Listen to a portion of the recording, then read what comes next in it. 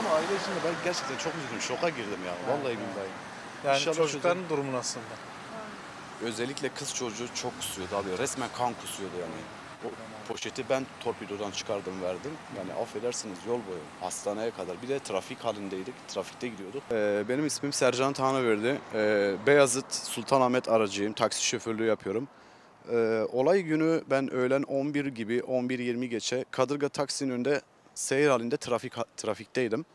Aile birden aracımın önüne atladı. Çok acil bir şekilde en yakın hastaneye bizi götür.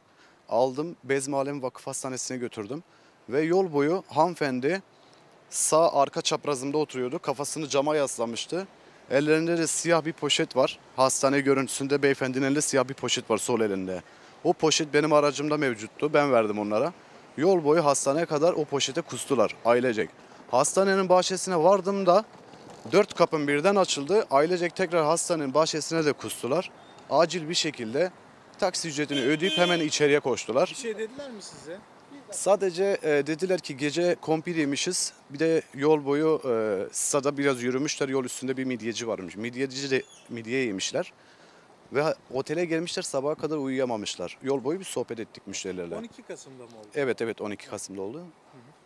Efendime söyleyeyim, sabaha kadar otelde uyuyamamışlar.